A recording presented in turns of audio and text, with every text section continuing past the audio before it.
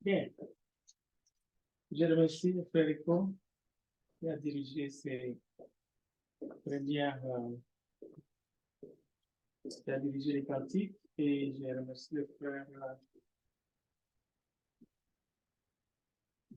Enoch qui nous a dirigé dans la prière. C'est toujours une grande joie de nous revoir dans une nouvelle année 2024 qui est maintenant en plein début.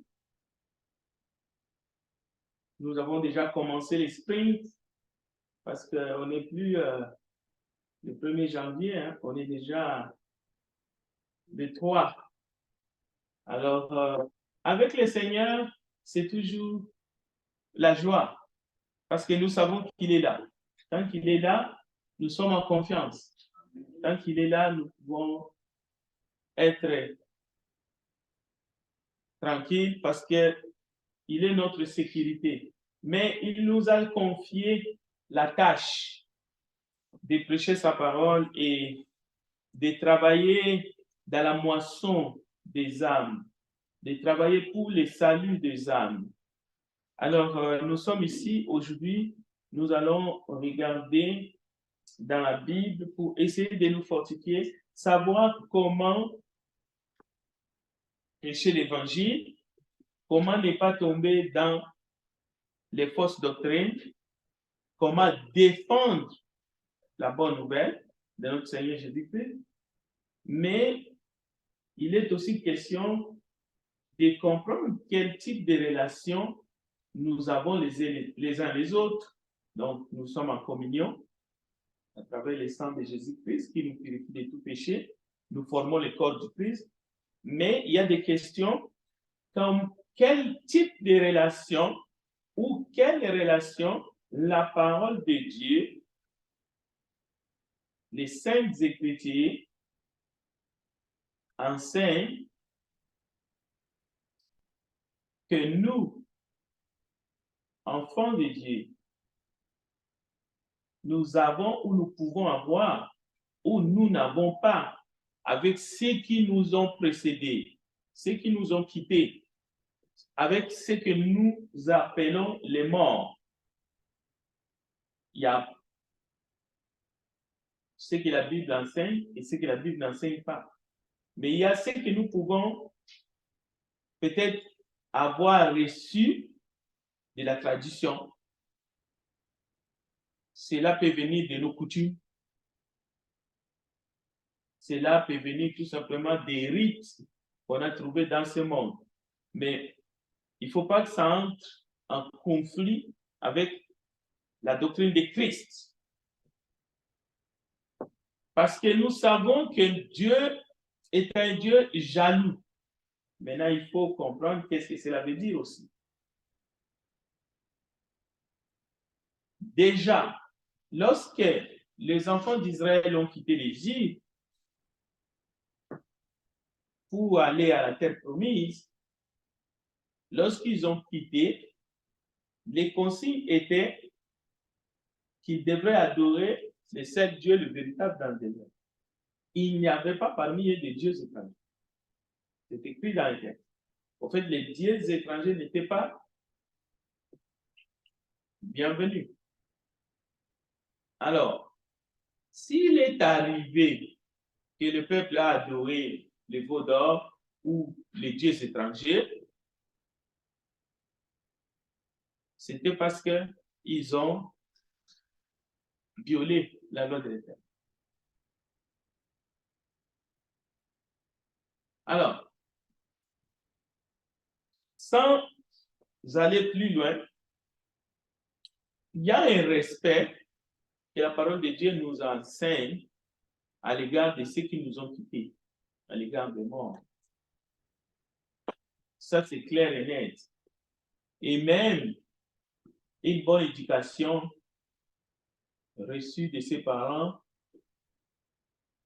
ou même les lois de chaque pays où il y a un peu d'ordre, où il n'y a pas l'anarchie, nous enseigne déjà qu'il ne faut pas profaner même les lieux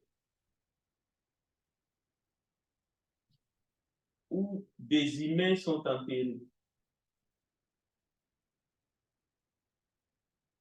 Et d'ailleurs, vous remarquerez que même nos animaux de compagnie, lorsqu'il arrive que par la suite d'une maladie ou de toute autre chose, ces animaux de compagnie nous quittent, il y a d'abord la douleur de séparation et ensuite un respect qui est dû. Et nous pouvons aller plus loin.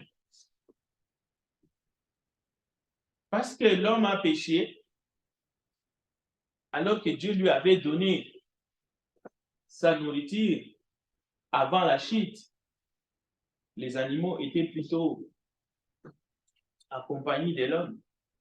C'est Adam qui a donné les noms.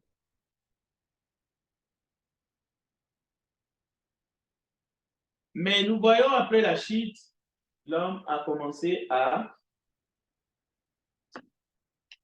manger. Et même c'est écrit, il y avait des animaux qu'on pouvait manger, mais il y avait d'autres animaux qui étaient listés comme impurs que l'homme ne pouvait pas manger, même parmi les oiseaux. Mais là encore, nous voyons un principe, déjà dans l'Ancienne Alliance, qu'il y avait une manière, et même jusqu'à aujourd'hui, il y a des traditions sur une manière d'abattre les animaux ou de les tuer, de ne même pas manger les animaux étouffés. Ça se trouve dans le Nouveau Testament. Bien. Ou de ne pas manger un animal qui a son sang est resté dans son corps, ainsi de suite, parce que la vie est dans le sang. Donc nous avons ces prescriptions-là, même dans la Nouvelle Alliance. Maintenant, vous allez trouver même qu'il y a des lois qui demandent même à ceux qui travaillent dans les fermes ou qui travaillent dans l'abattage de respecter un certain nombre de normes sur l'abattage des animaux comme la vache, tout ce que vous savez que nous consommons à grande pompe. Parce qu'aujourd'hui, les supermarchés sont pleins. Nous venons de passer une des fêtes plus célèbres. Je pense que les côtelettes de veau, les côtelettes de porc, vraiment, ça a été mangé comme il faut. Mais il y a des normes pour l'abattage de tous ces animaux. Donc, c'est pour vous dire que ce que nous allons voir maintenant entre dans le cadre du bon sens d'abord. Mais nous allons aller à travers les Écritures parce que il ne faut pas se laisser tromper par l'ennemi. Le diable est rusé. Alors, on va commencer par quelque chose de très fort. J'aimerais que quelqu'un nous cherche 1 Samuel chapitre 28, verset 11. 1 Samuel chapitre 28, verset 11. Si vous avez trouvé, lisez-nous le texte. 1 Samuel chapitre 28, affiché. La femme dit, qui veux-tu que je te fasse monter? Il répondit, fais-moi monter Samuel. Oui, continue un peu. Lorsque la femme dit Samuel, elle poussa un grand cri. Et elle dit à Saül, pourquoi m'as-tu trompé?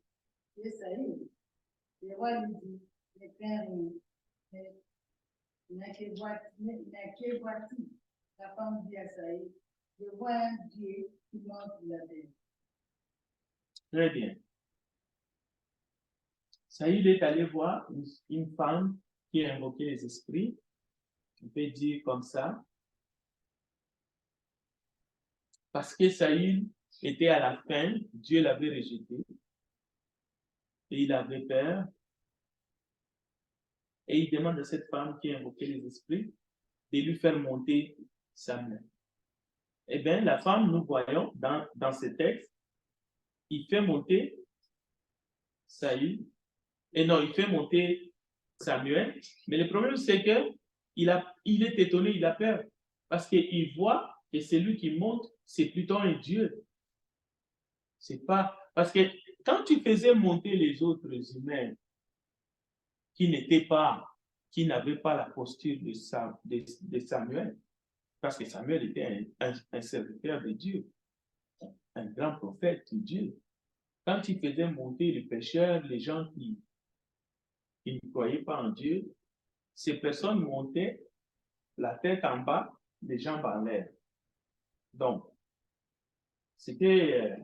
mais là, il voit Samuel monter comme un Dieu. C'est pour ça qu'il a peur et il dit à Saïd, tu m'as monté, tu es firement Saïd. Mais la fin de cette histoire, vous pouvez le lire, vous allez voir que Saïd, d'abord Samuel va dire à Saïd, pourquoi tu vas déranger de mon sommeil, de mon repos. Toi, tu ne voulais pas obéir à Dieu, même quand j'étais vivant. Maintenant, pourquoi tu viens me déranger? Tu faisais tout à ta tête. Donc, bon, Samuel va même prophétiser, il va dire ce qui va arriver à Saïd. Mais lorsque Samuel va retourner dans son repos, Saïd va manger avec cette sorcière-là. Ils vont faire comme une sorte de festin, mais après, lorsque Saïd quitte cette femme qui invoquait les mots, il va sur le champ de bataille, mais il va pour mourir. Il va mourir finalement. Donc, ce que Samuel a dit va s'accomplir. Bon, le point ici, c'est que Samuel était déjà mort. La parole de Dieu, Dieu a voulu qu'à travers cette histoire, que nous puissions comprendre, même mort, Samuel était de repos, était dans le repos. Ça veut dire que les œuvres de Samuel, comme serviteur de Dieu, on voit que Samuel porte, parce que c'est quelqu'un qui témoigne, je vois un Dieu monter. Ça veut dire Samuel est avec Dieu, c'est incontestable. C'est les Écritures inspirées. Cela veut dire Samuel n'est pas Dieu, mais Samuel est avec Dieu. Samuel, il est mort selon le langage humain parce qu'il n'est plus de ce monde. Il est enterré, mais il est avec Dieu. Ceci est clair.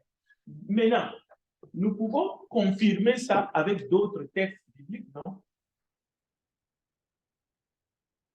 Heureux les morts qui meurent dans le Seigneur, Apocalypse chapitre 14. Ceux qui meurent dans le Seigneur sont heureux parce qu'ils se reposent. Et même leurs œuvres les suivent. Jean, l'apôtre du Seigneur, qui a vu et qui écrit l'Apocalypse, il a vu pas mal de choses. Il a vu même les martyrs, les âmes des martyrs là-haut, en train de louer Dieu, saint, saint, saint, et même de revendiquer la justice de Dieu. Donc, sans aucun doute, celui qui vit dans ce monde, lorsqu'il quitte ce monde, il cesse de vivre ici-bas. C'est-à-dire, nous ne pouvons plus entrer en contact avec lui. S'il meurt serviteur de Dieu, s'il meurt dans l'obéissance, s'il meurt en Christ, la parole de Dieu ne nous laisse pas dans l'ignorance. Nous pouvons savoir, grâce aux Écritures, que ces personnes qui meurent, la parabole de Lazare, le pauvre Lazare et du riche, que Jésus a raconté dans l'évangile de Luc.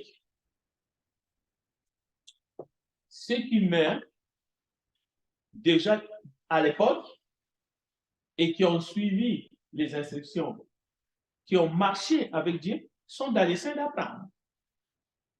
C'est-à-dire tranquille, ils se reposent. Maintenant, on ne va pas se casser la tête en cherchant la vraie définition de la mort. On ne va pas dire, non, ceux qui meurent ne sont pas morts au fait, mais qui veut dire alors la mort? c'est la séparation de l'esprit ou de l'âme avec le corps, ainsi de suite. C'est ça la mort. Mais est-ce que ceux qui meurent vraiment, finalement?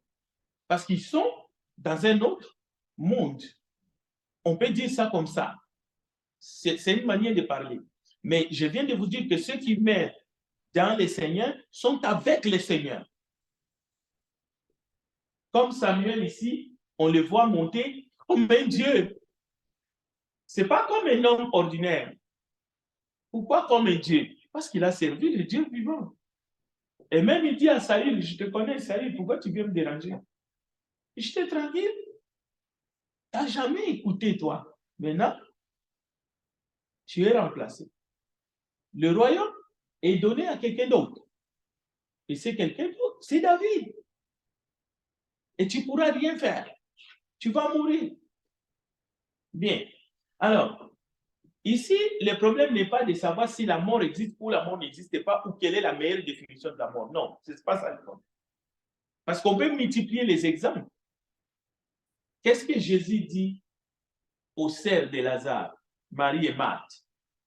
Il dit quelqu'un qui vit et qui croit en moi ne mourra jamais. Tout ça, ce sont des choses élémentaires dans les évangiles. Maintenant, est-ce que cette parole de Jésus signifie que la mort physique ou même spirituelle n'existe pas? Non, ce serait une mauvaise lecture. La mort physique, c'est-à-dire quelqu'un peut cesser de vivre dans ce monde. Que ce soit pour passer dans un autre monde, que ce soit pour aller et demeurer avec le Seigneur. Quelqu'un peut être vivant dans ce monde comme le fils prodigue et mourir spirituellement. C'est-à-dire quelqu'un peut être à l'école, peut avoir des enfants, une femme peut avoir un mari, mais parce qu'il n'est pas en relation avec Dieu, c'est un monde spirituel. C'est un monde spirituel. Mais un pécheur qui se réconcilie avec Dieu par la grâce qui nous est offerte par Jésus-Christ, c'est un vivant spirituellement. Bon, s'il arrivait qu'il ne vit plus dans ce monde, c'est-à-dire qu'il a été accompagné au cimetière parce qu'il a son cœur a cessé de battre, va-t-on nier que cette personne n'est pas morte? Ou va-t-on dire seulement que non, lui là c'est un vivant, il est vivant spirituellement comme il est là. De toutes les façons, il est avec le Seigneur. Donc vous comprenez, ce n'est pas ça le débat. Mais vous allez comprendre. Alors cherchons Apocalypse chapitre 6, verset 9 à 11, s'il vous plaît. Apocalypse, oui, vas-y mon frère et ma soeur.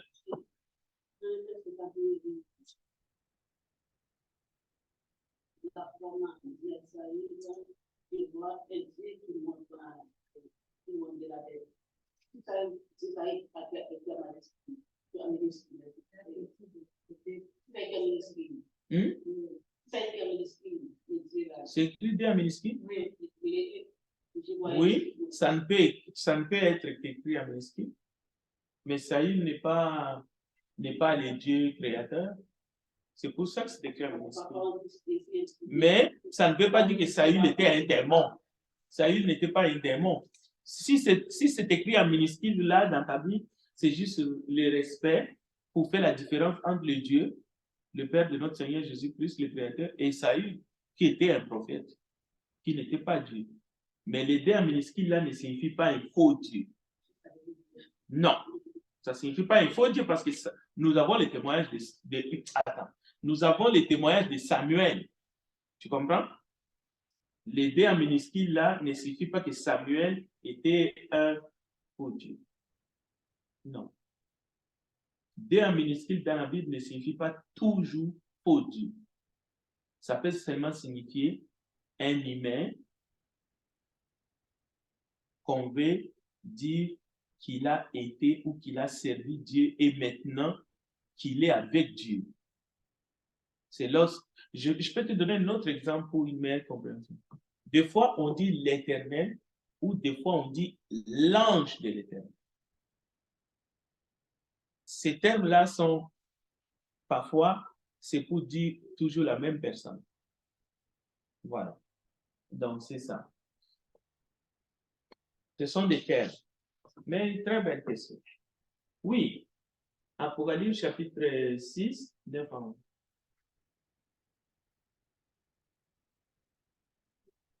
Quand il ouvrit le cinquième trône, j'ai vu sous le ciel les âmes de ceux qui avaient été immolés à cause de la parole de Dieu et à cause du témoignage qu'ils avaient rendu. Ils prièrent d'une voix forte en disant, jusqu'à quand l'être saint et véritable est actualisé et attirer vengeance de notre sang et de notre de la terre?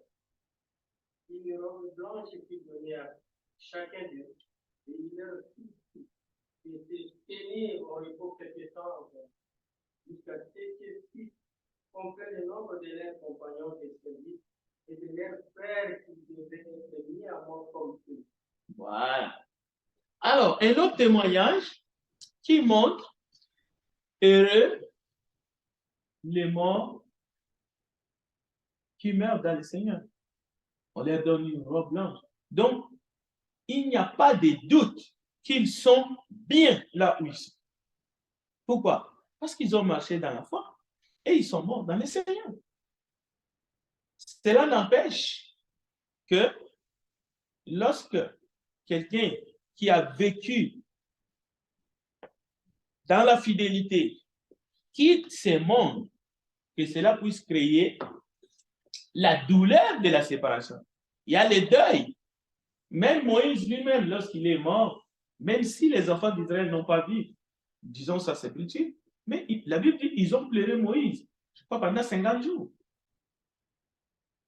Mais ça ne veut pas dire que Moïse était dans un mauvais endroit où Moïse était dans la souffrance. Non. La Bible dit même Satan voulait venir chercher le corps de Moïse, mais il n'a pas pu. Pourquoi? Parce que l'archange Michael était là pour empêcher les diables de se procurer du corps de Moïse. Donc, c'est la même chose. Si quelqu'un est en Christ, nous pouvons le pleurer. C'est vrai nous pouvons faire un deuil, nous pouvons souffrir, avoir cette douleur de séparation, mais la parole de Dieu est claire que ceux qui meurent dans le Seigneur, même depuis l'ancienne alliance, ceux qui ont servi fidèlement le Seigneur, nous avons des preuves qu'ils sont bien, ils sont dans le main du Seigneur, ils n'ont pas de problème. En fait, eux, ils nous voient, ils nous regardent, au contraire, ils disent, mais écoutez, marchez dans la foi, de sorte que vous aussi, vous veniez, qu'on soit ensemble auprès du Seigneur. Ça, c'est clair. Alors, il y a plusieurs passages qu'on peut multiplier. Bon, maintenant, on peut se demander, alors, quel est le sort de ceux-là qui ne connaissent pas Dieu et qui meurent, qui quittent ce monde? On voit le corbillard passer. Peut-être que la personne qui est dedans, c'est un gang. Peut-être que la personne qui est dedans, il est allé voler, malheureusement, ça a mal tourné et on lui a tiré une balle, il est mort. Ou bien, c'est quelqu'un qui a fait une prise en otage et puis les policiers sont venus et lui ont tiré une balle, il est mort.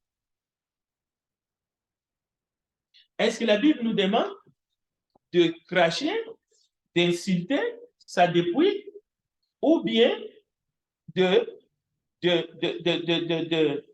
manquer du respect à sa tombe, ou non, la Bible ne demande pas ça, ne nous dit pas ça. À aucun moment, la Bible nous demande de considérer quelqu'un qui a cessé de vivre, qui a quitté ce monde, de s'en prendre à lui, ou même de tenir des propos grossiers, ou même de dire que certainement cette personne-là est en enfer. Non, la Bible nous demande de faire ça. Parce que nous ne sommes pas des dieux. laissons à Dieu sa ou ses responsabilités. Maintenant, quel type de relation pouvons-nous avoir avec ceux qui ont quitté ce monde? Selon les Écritures, on a entendu que les saints sont avec Dieu. Est-ce que Dieu nous autorise de considérer un saint comme étant le médiateur entre Dieu et nous, les vivants ici-bas sur terre? Est-ce que Dieu nous l'autorise? Est-ce que Dieu nous demande de prier pour ceux qui sont déjà morts? Est-ce que Dieu nous permet d'organiser des fêtes pour les morts, ainsi de suite? Il y a pas mal de choses qu'on peut dire là-dessus. C'est là que nous voulons venir. C'est là que nous voulons tirer au clair. Est-ce que peut-on avoir des croyances que ceux qui sont morts, qu'ils soient membres de nos familles, peuvent nous protéger, peuvent intercéder en notre faveur? Est-ce que nous avons des enseignements, je dis bien, des croyances? Il y en a partout et il y en a toutes sortes. Mais est-ce que pouvons-nous enseigner et rester dans la saine doctrine ces genres d'affirmation? Est-ce que le fait de garder un respect, le fait de considérer de manière claire et nette, et même de lire dans les Écritures qui sont là-bas, est-ce que cela autorise ces sortes de relations? C'est ça notre conclusion, en fait, la démarche que nous voulons comprendre. Mais cette démarche est basique. Pourquoi? Parce que la Bible nous demande, déjà à partir des enfants d'Israël, lorsqu'ils ont quitté l'Égypte, Dieu ne tolérait pas les dieux étrangers. Dieu n'a pas besoin de rivales. Dieu est un Dieu chrétien. Dieu ne tolère pas les dieux étrangers. Dieu veut qu'on le glorifie lui et lui seul. Il veut que nous lui faisons confiance, que nous mettons toute notre confiance en lui.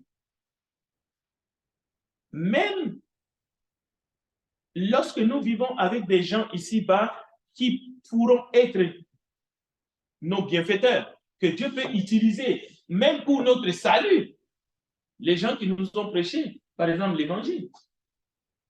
Dieu nous demande de prendre soin d'eux, de nous soumettre les uns les autres. Mais est-ce que Dieu autorise une vénération? Est-ce que Dieu autorise? Oui, l'effet de prier, d'intercéder. Par exemple, maintenant, nous allons prier pour ceux qui sont en prison. Nous pouvons prier pour les membres de nos familles. Cela ne fait pas de nous des médiateurs pour le salut. Ça, c'est clair. Mais est-ce que cela va jusqu'à considérer que les saints prient pour nous, par exemple, pour que nous puissions être confortables dans notre relation avec Dieu?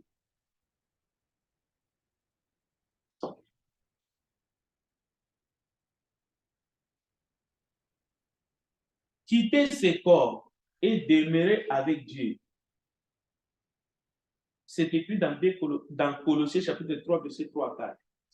Vous pouvez vérifier. J'aimerais qu'on vérifie ça en quelques minutes. Lorsque quelqu'un quitte ce corps pour demeurer auprès de Dieu, est-ce que cette personne devient notre porte-parole auprès de Dieu? Est-ce que cette personne peut intercéder en ta faveur auprès de Dieu pour que Dieu puisse avoir pitié de toi, même si cette personne c'est ta mère, ou c'est ton frère, ou c'est ton père. Lisons Colossiens chapitre 3, verset 3 à 4. Maintenant, ce n'est pas non plus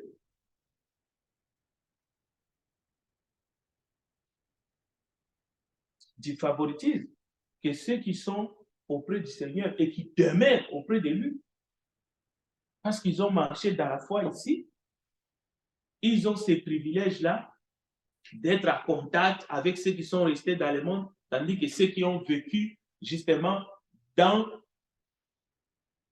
l'incrédulité la plus totale, du coup, ils sont en train de brûler déjà en enfer. Parce que le repos, c'est pour tous. Lorsque quelqu'un quitte ce monde, il attend le jugement de Dieu. Mais il y a deux sortes d'attentes. Avec ou sans espérance. Lisons Colossiens 3, 3, 4. Et votre vie est cachée avec Christ en Dieu. Quand Christ, votre vie paraîtra, alors vous paraîtra aussi avec lui dans la vie. Voilà. La vie de ceux qui sont en Christ est cachée en Dieu. Jusqu'au jour où Christ paraîtra et nous paraîtrons aussi avec lui dans la gloire. Que pensez-vous de ceux qui prient les saints? C'est-à-dire qui adressent des prières aux saints. Et pas seulement aux saints, mais à ceux qui sont morts.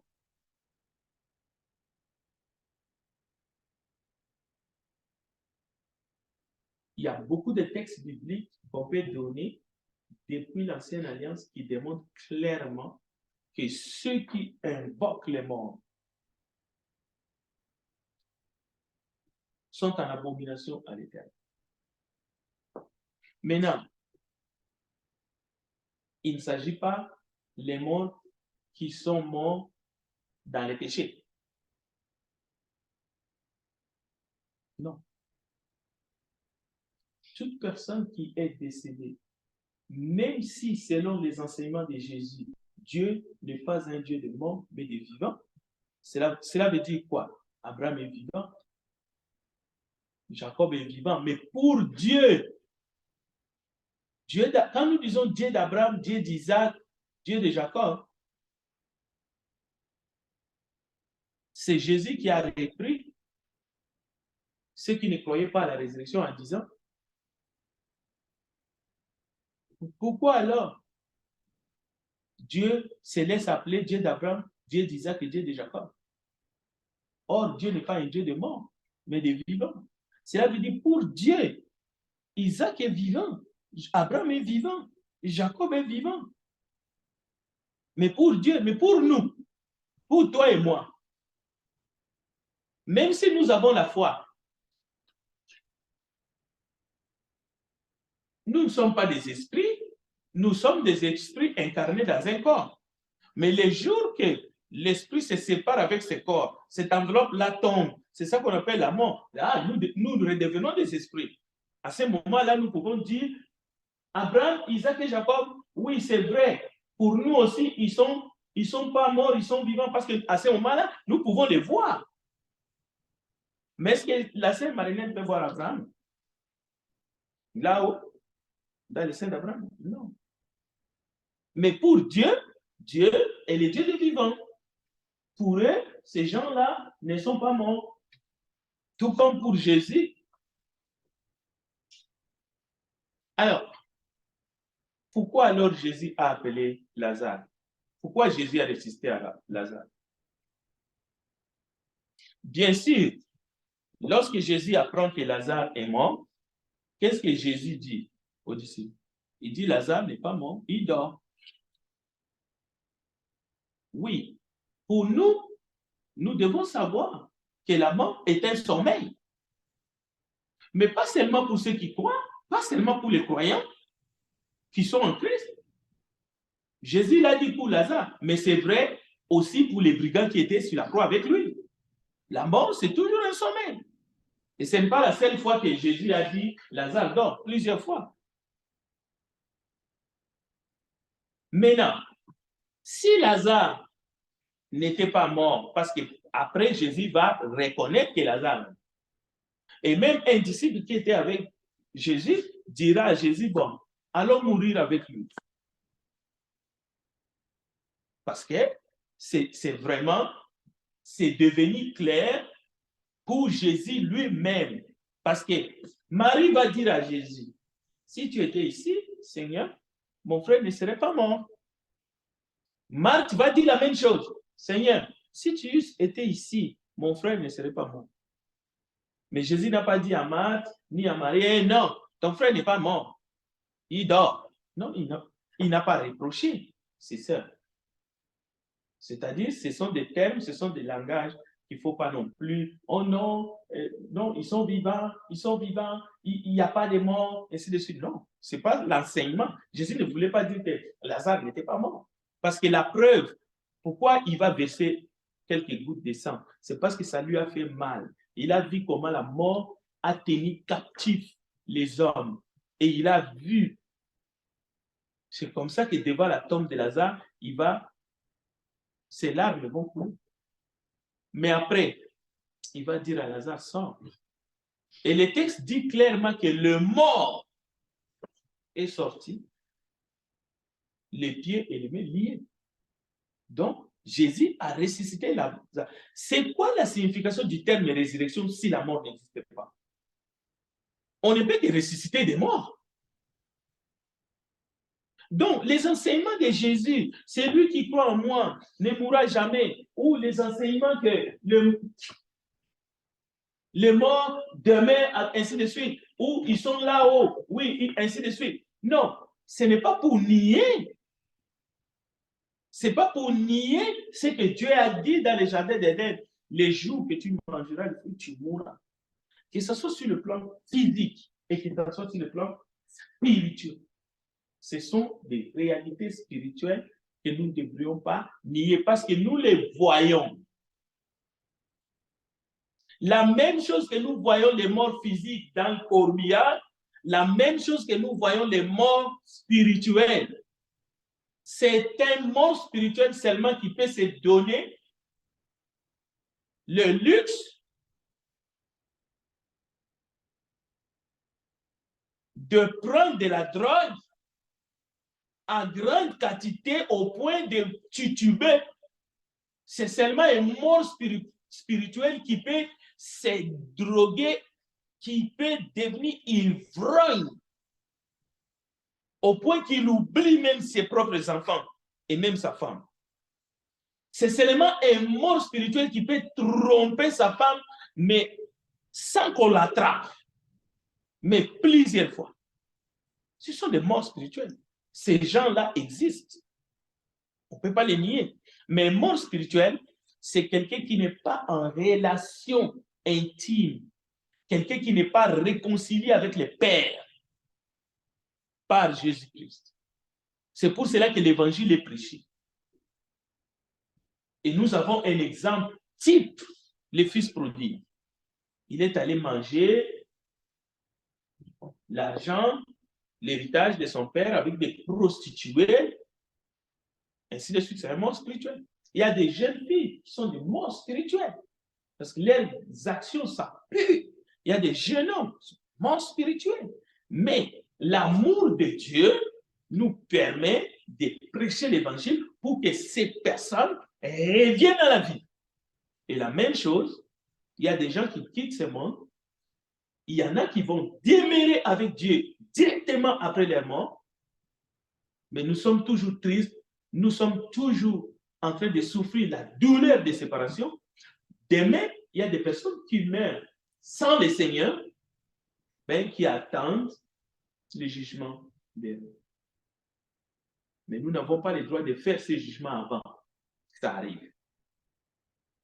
Donc, nous devons être au clair sur ces sujets. Maintenant, aucune fausse compassion, mais qu'aucune puissance qui touche nos sentiments, notre imagination, n'essaie de corrompre notre entendement au point que ceux qui nous ont précédés peuvent devenir nos anges gardiens. Non, c'est manquer de foi.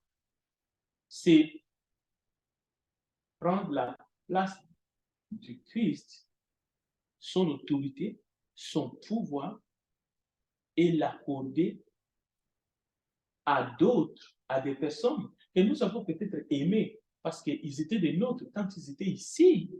Faire Dieu de Dieu.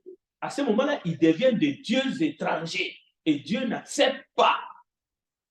Il faut seulement savoir que ton âme, soit c'est caché en Christ, en Dieu, c'est lui qui peut te donner la vie, c'est lui qui a le dernier mot dans ta vie, et nous devons être bien avec les gens qui sont encore vivants, nous devons faire du bien avec les gens qui sont autour de nous. C'est pour cela, c'est dommage de ne pas faire du bien à quelqu'un qui vit et qui respire et de dépenser de grandes sommes d'argent pour des personnes qui nous ont déjà quittés. Vous aménagez des tombes, vous aménagez, vous gaspillez des fonds pour la sépulture d'un animal. Et les gens autour de vous manquent de quoi mettre sous la dent. Mais vous êtes un imposteur. Et Dieu va vous demander comment vous êtes en train de gérer ce qu'il vous a donné. Parce que ce n'est pas pour ça. Vous pensez vraiment les gens qui sont dans les tombes là-bas, ils ont besoin de manger la nourriture que nous mangeons. Ils ont besoin de l'argent que nous travaillons, l'argent de notre sueur. Mais quand ils étaient vivants, pourquoi vous ne les avez pas donnés? Pourquoi vous ne les avez pas fait du bien? Non. Et ils sont dans une autre dimension. Comme nous venons d'entendre là. Ils n'ont pas besoin de ça. Vous allez dépenser l'argent avec des fleurs, des choses. Tout ça, ça fait partie des rites, des traditions ancestrales et c'est le paganisme. Maintenant, je ne suis pas en train de dire qu'il ne faut pas nettoyer la tombe de votre grands-parents, ainsi de suite. Je ne suis pas en train de dire ça. Je suis en train de dire qu'il ne faut pas tomber dans des rites et des traditions, mais qui sont, en fait, qui sont contraires à la parole et à la volonté de Dieu. Parce que dans les temps, vous venez d'entendre ici, 1 Samuel 28. Autant aller voir quelqu'un et fais-moi venir. Ah oui? Et il y en a qui le font encore. Oh non, j'ai perdu un oncle qui était très cher pour moi, je veux parler avec lui. Autant. Il faut faire comme Saül. Mais si tu fais comme Saül, ce qui risque d'arriver, parce que ce n'est pas aujourd'hui, je ne fais pas cet enseignement, parce que je vais venir avec des témoins, avec des textes bibliques qui vous montrent clairement que si vous faites ça, si vous allez interroger les devins, si vous allez voir les gens qui invoquent les esprits, c'est une abomination à l'Éternel. Même si cette personne-là était vraiment en Christ, comme dans d'autres religions, il y a des saints et des saintes. Même si c'était la mère de Jésus, c'est un dérangement. Vous n'avez pas, et la Bible nous interdit de le faire. Mais par contre, le Christ qui est vivant, c'est ça la différence entre Christ et Paul. Même si Paul demeure avec Dieu, se repose, mais dans ce monde, il est considéré comme mort. Je ne peux pas adresser une prière à Paul. Je ne peux pas demander à Paul de m'aider. La différence entre Christ et Marie, c'est que Christ est vivant en chair et en esprit.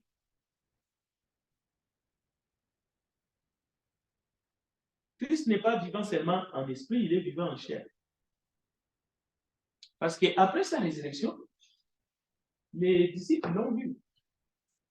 Thomas a vu Jésus. Jésus lui a dit, viens, c'est moi. Regarde mes mains. Regarde mon corps. Touche. C'est moi. Regarde le marque. Maintenant, son ascension a été faite. L'ascension a été réalisée devant les disciples. Et il a promis qu'il va revenir. Les anges ont dit, comme il est monté, comme il va revenir. Donc, il y a une différence. Même Élie, même n'importe qui dans la parole de Dieu, même Melchisédek. Melchisédek, c'était une figure de Christ. Pas le Christ. Donc, le Christ est notre seul médiateur entre Dieu et nous, les hommes. Si vous voulez aller vers Dieu, il faut passer par ici. Je t'aime. Oui, quoi ça? Mais quand il est monté, il n'avait pas le même corps que nous. Il avait une autre corps. Mais Jésus n'avait pas deux corps. Après, c'est pas la même chose. Non. Le même corps, il est sorti. En fait, tu as raison, mais il faut seulement que tu saches que il n'avait pas les mêmes corps que nous lorsqu'il est ressuscité. C'est avec ces corps-là qu'il est mort. Alors, qu'est-ce qui signifie qu'il n'avait pas les mêmes corps que nous? Parce que notre corps, c'est un corps il y a le péché, ce corps-là. C'est un corps qui ne peut pas, qui est corruptible. Jésus est ressuscité avec un corps incorruptible. Mais attention, est-ce que Jésus est mort avec un corps incorruptible? Non, parce que lui n'a pas péché. Seulement, il a porté nos péchés sur son corps. Maintenant, lorsqu'il est ressuscité, il n'est pas ressuscité avec nos péchés. Non, il a tout accompli avec. Maintenant, il est sorti avec un corps incorruptible qui n'avait plus le péché ou nos péchés qu'il a portés. Mais ce corps-là avait le mal qu'il nous a arraché. Dans ses mains, dans ses pieds, ainsi de suite. Et c'est avec ce corps-là qu'il est allé. Et qu'il va revenir pour venir nous chercher. Donc, faisons cette différence-là. Tout à l'heure, je vais diriger la prière pour terminer cette soirée. C'est pour cela qu'il est écrit dans Actes chapitre 4 qu'il n'y a qu'un seul nom dans les cieux, sur la terre, qui nous a été donné afin que nous soyons sauvés. Donc, si vous voulez crier au secours, criez à Jésus. Amen. Alors, merci d'être venu et nous allons terminer ici. Je vous invite de vous mettre debout. On va terminer cette soirée par la prière. Les communiqués, c'est que soyons là mercredi et vendredi pour la méditation, la prière et la louange. Nous commençons la nouvelle année et je vous dis, vous avez fait un très bon choix d'être là. Et nous allons prier pour nos frères, nos sœurs qui ne sont pas ici et qui sont sûrement avec Dieu là où ils sont. Amen. Lèvons-nous pour terminer, s'il vous plaît. Seigneur, grand Dieu des cieux, ton nom est grand, ton nom est merveilleux. Merci pour les sacrifices de Jésus, notre Sauveur de gloire. Comme l'apôtre du Seigneur a dit, à qui irions-nous, Seigneur? C'est seulement à toi. C'est en ton nom que nous nous prosternons. C'est à cause de toi que nous avons l'espérance et l'héritage de la vie éternelle. Nous avons un avocat auprès du Père. C'est seulement Jésus qui plaide à notre faveur. Il n'y en a pas un autre. Mais nous te sommes reconnaissants parce que tu nous as sauvés. Nombreux nous ont déjà précédés. Et ils se reposent. D'autres encore suivront. Et nous sommes dans ce lot. Mais nous te prions ce soir pour nos enfants, pour nos jeunes. Seigneur, aide-les à traverser les épreuves de ce monde, mais tout en restant ferme, tout en s'accrochant à ton évangile et à la croix du Sauveur.